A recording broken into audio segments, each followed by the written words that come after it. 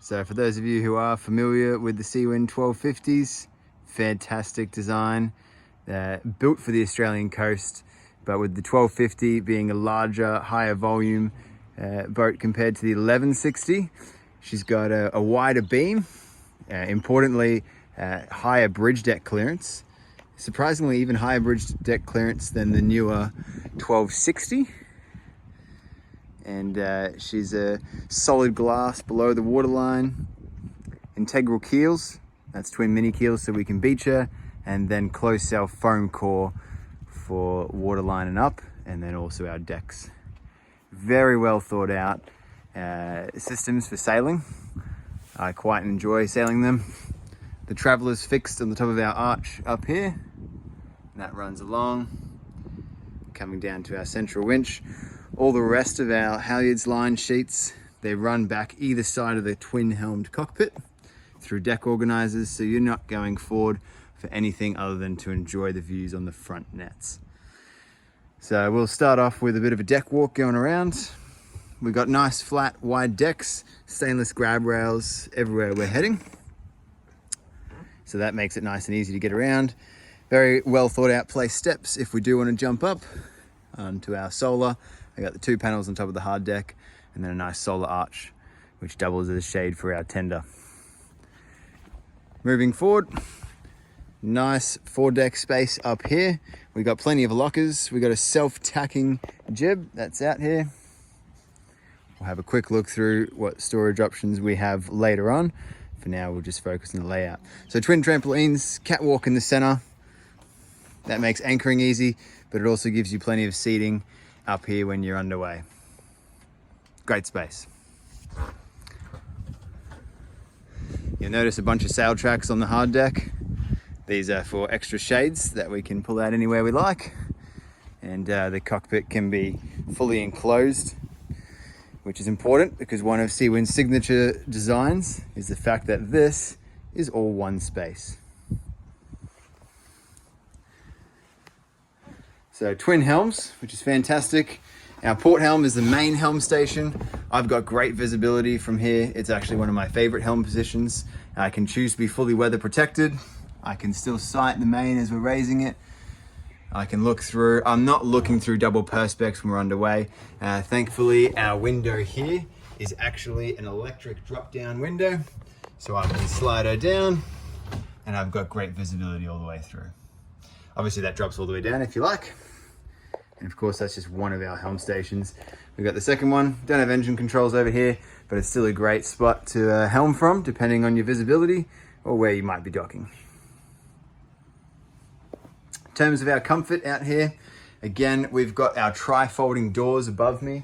We've just winched those ones up. So they're completely up and out of the way, which is fantastic. And they can be lowered down to lock out the space. But what it does is it means that our comfortable cockpit princess seats out here, either side of our barbecue, the double helm seats all the way through to our saloon lounge and dining table there. This is all one nice entertaining space, very much involved with anyone else who's out here. It's very, very comfortable, and a lot of you would appreciate that. Through here, we got some storage. Open up these ones. This one here acts as a storage locker. It's handy if you want things quick to grab. And under our port helm is, of course, our day drinks fridge. Fantastic little spot for that. Moving inside, of course, it's easy because it's all one big space opened up. We've got our comfortable saloon. So again, the extra beam is noticeable here. We've got a comfortable dining lounge, an extra bed through here, doubles as our forward-facing navigation station. So that's fantastic. Or if you're planning on working from home, a nifty spot with that kind of visibility. Under all of our storage cushions here is our storage, grab bags, etc. Our saloon table is very versatile here. We can spin it, turn it, put it wherever we want, depending on what guests you have on board, what kind of arrangement. So I can swing it down through here, pull it all the way out. Of course, our little seat moves around with us. And of course, the final option being to drop her down on the gas hinge strut. And of course, that makes yet another double berth if you've got a few extra family or friends on board. She's the owner's version, so we'll head into the starboard hull first. This is the guest quarters where the galley is. Now, it is a benchtop galley, so all the advantages of benchtop galley, which includes, of course, more bench space, additional storage, and a bit easier to keep your cooking out of the way.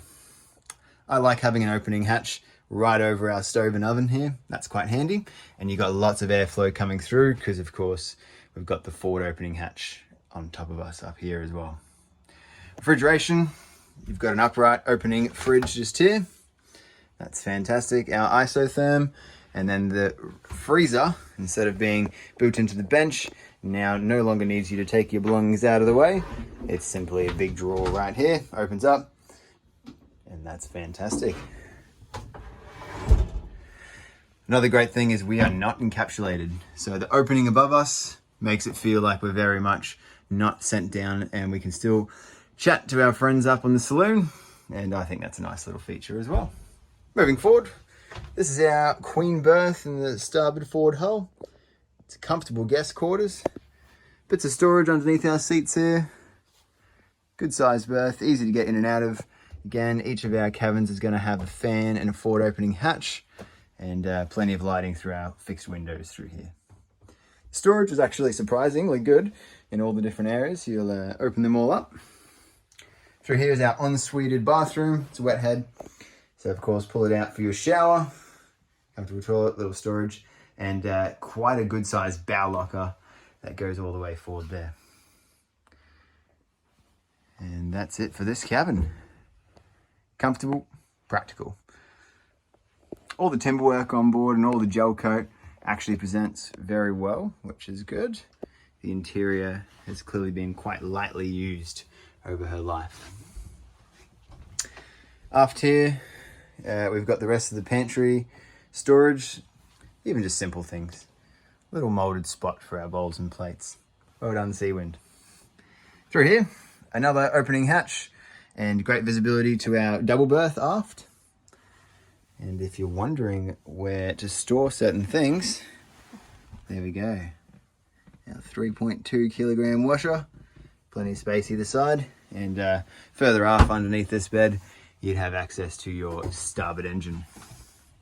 Well-serviced Yanmar diesel. That's it for the starboard hull. Now we will go and check out our port hull. This would be the owner's hull, so dedicated, full bathroom aft. We'll start there because it's nice. So here we go. Here's the toilet, vanity. It's all through here. Another opening hatch, which is fantastic.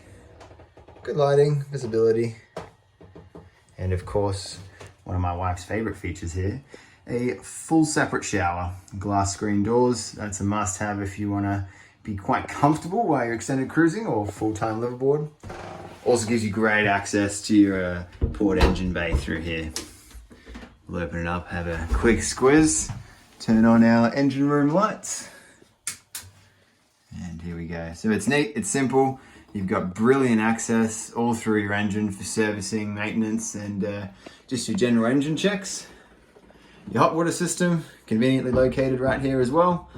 And of course, you've got access to your autopilot, your steering systems, and even your holding tank. So well thought out again, easy access. I like it. If you're planning on installing a water maker, that's a common location on these vessels as well. Alrighty, close that one up. We shall go and have a look at our master cabin. On the way, check out the storage through here. All along through these drawers, we've got toolbox, every bit of spares, they're all neatly put in place. You got pulleys in one, lines in another, tape, electrical, you name it. Extra shelves.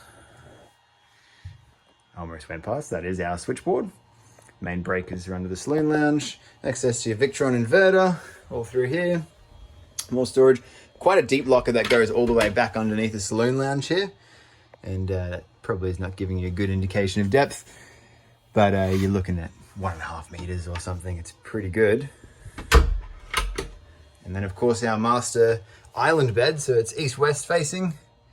Don't have to crawl over each other to get in and out of bed. Quite a nice size. And just again, comfortable. Storage underneath the bed, storage around the side. They're all a little bit deeper than what you might expect. Again, hard to gauge over film, really. There we go. And a good bow locker there as well. And of course, much desired hanging space is what you're gonna find. Grab a seat right here. That's it. This is our master cabin. And that's about it for a general walkthrough for Imagine 7 Seawind 1250. If you're keen for inspection after this general walkthrough, let me know.